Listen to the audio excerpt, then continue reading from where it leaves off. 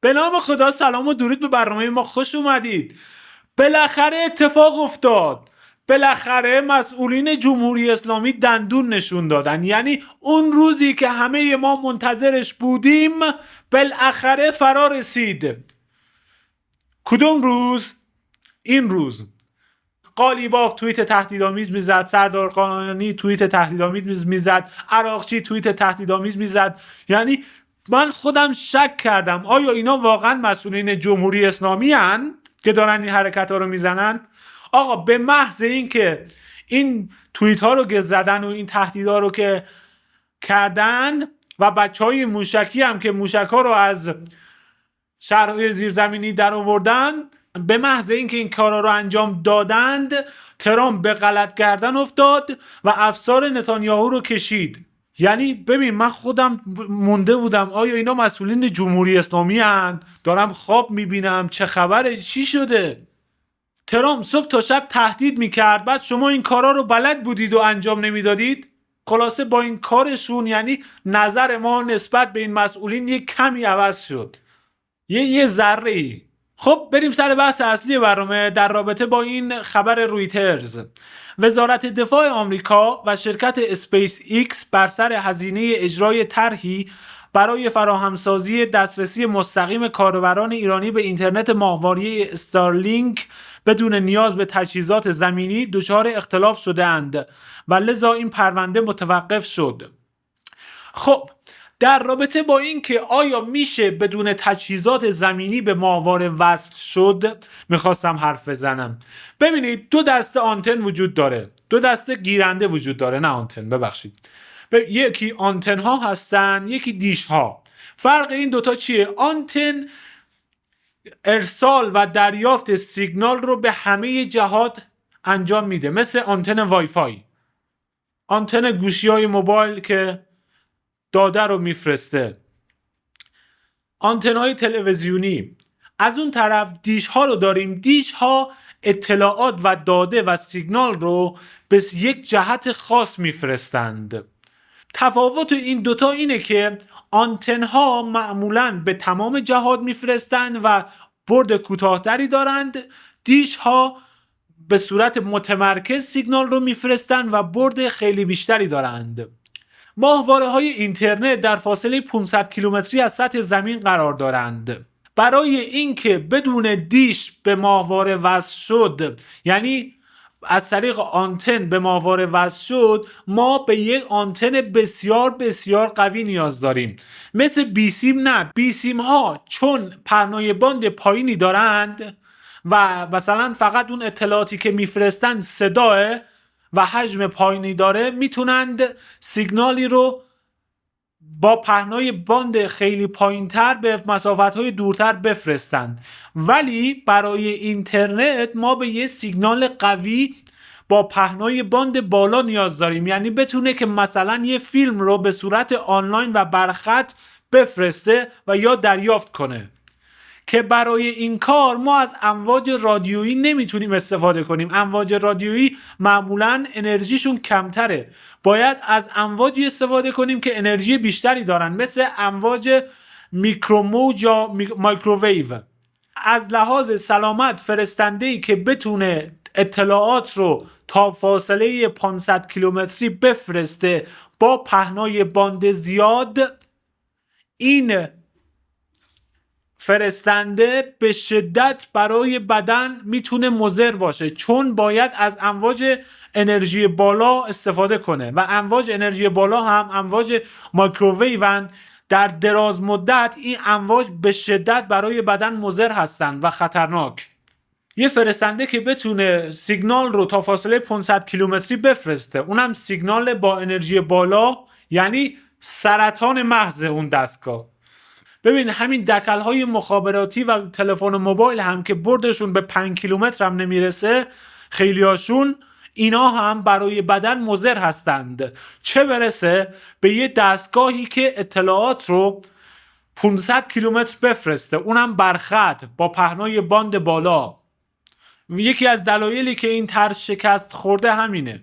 اگر هم شکست نخوره و همچین دستگاه‌هایی رو بسازند، باید بگم که این دستگاه‌ها سرطان مغزند. خب در ادامه ویدیو این سخنان نماینده مجلس خبرگان خوزستان رو داریم که با هم ببینیم. امروز ترامپ اعلام کرده که میخواد برای جمهوری اسلامی رهبر انتخاب کنه و در میان نامزدهای مجلس خبرگان او فقط با یه نفر مخالفت کرده، با مجتبی خامنه‌ای. او رو فردی نامناسب میدونه، گفته او فرزند علی خامنه‌ای و صلاحیت رهبری نداره و ممکن نیست رهبر بشه. این موضع ترامپ بود. بنابراین بر اساس همین معیار و با توجه به دشمنی دشمنان اسلام ما جز به آیت الله سید مجتبی خامنه‌ای به کسی رأی نخواهیم داد. احد الا آیت الله سید مجتبی الخامنه‌ای. وقتی این حرفها را با صدای بلند زدم، بسیاری از اعضا بلند شدند و با تکبیر تاییدش کردند.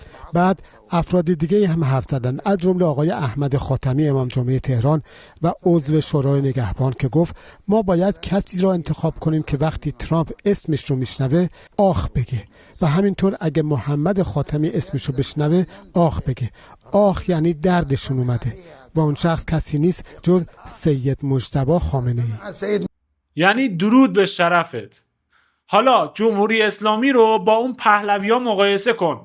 رضا شاه رو انگلیسی ها آوردند، انگلیسی ها هم بردند. محمد رضا شاه رو انگلیسی ها و روسا آوردند، بعد هنگام کودتای مصدق فرار کرد، بعد دوباره آمریکایی ها آوردنش و دوباره بعد از اینکه آمریکایی ها آوردنش دوباره فرار کرد. حالا اینا رو با پهلوی مقایسه کنید. میگن ما باید یه نفر رو رهبر انتخاب کنیم که دشمنا آه و ناله کنند از شنیدن اسمش. ببینید من خودم شخصا یکی از طرفدارای آقای عرافی ام. سخنرانیاشو از قدیم گوش میدادم و خیلی هم باش حال میکنم، ولی شرایط جنگی مرد جنگی میخواد.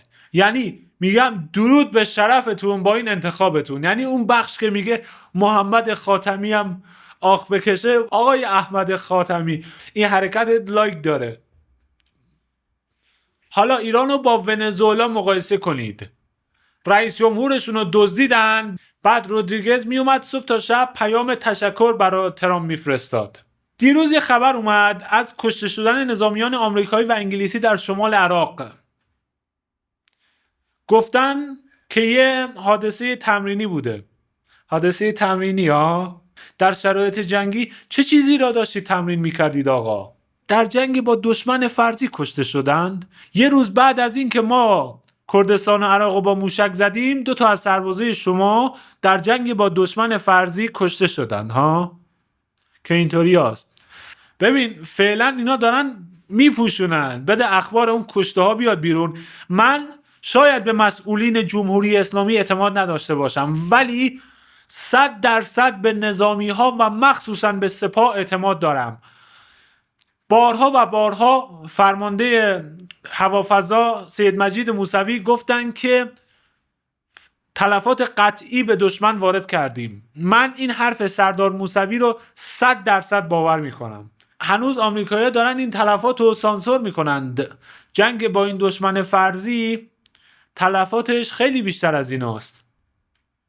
در ادامه یه خبرم از روزنامه‌نگار بریتانیایی داشتیم. با وجود این همه نفت، گاز و گلوگاه‌های راهبردی و جبل الطارق، سوئز، باب المندب، هرمز، جهان عرب باید یک ابرقدرت باشد و فلسطین آزاد باشد، نه تحت اشغال آمریکا با مرزهای ساختگی که توسط بریتانیا و فرانسه ترسیم شده اند. کی این منطقه بیدار می شود؟ ببین داداش اینا بیدار شدن، برای امپراتوری نیاز به اون چیز بزرگ داره که اینا ندارن. البته من یه چیزی درباره عربا باید بگم که خیلی میگن که عربا مثلا بی غیرتن. باید در جواب این حرف شما بگم عرب‌ها یمن رو دارند، حزب الله رو دارند، حماس رو دارند. این 3 گروه دارن یه تنه جور همه عربا رو میکشند. کدوم کشوره که میتونه ادعا کنه که ما از یمنی ها با شرفتر و با غیرت تریم؟ یعنی ما ایرانی ها هم که این همه ادعا داریم با قطعیت نمیتونیم بگیم که ما غیرتمون از یمنی ها بیشتره یا نه؟ یمنی ها هم به اندازه ما با غیرتند. حالا جدی ما با غیرت تریم یا یمنی ها؟ رقابت خیلی تنگه واقعا. خب برای پایان دادن برنامه چند تا مطلب شادکن واسهتون میذارم. بعد ازتون خداحافظی میکنم. این توییت رو از سفارت ایران ببینید. تنها حالتی که کشتی ها بدون هماهنگی با ایران میتونن از تنگه هرمز عبور کنند. خیلی یعنی کار این سفارت ها واقعا درسته. یه توییت دیگه از سفارت ایران در حیدرآباد ببینیم. هیچ کس به تنهایی موفق نمی شود. دوستان ضروری هستند. در نتیجه همیشه به یاد آنها باشید. ترامپ اومده بود یه عکس از اسکناس $250 با عکس خودش منتشر کرده بود. این عکس و سفارت ایران در جواب اون عکس منتشر کرده. ترامپ با اپستینه. این عکس شادکن هم از دبی ببینید. دبی به شهر ارواح تبدیل شده است. خیلی شاد کننده است به نظر من. ممنون که با ما همراه بودین. لطفاً با لایک، کامنت، سابسکرایب، شیر و دیگه چی هست؟ خلاصه از برنامه ما حمایت کنید. تا ویدئویی دیگر، بدرود.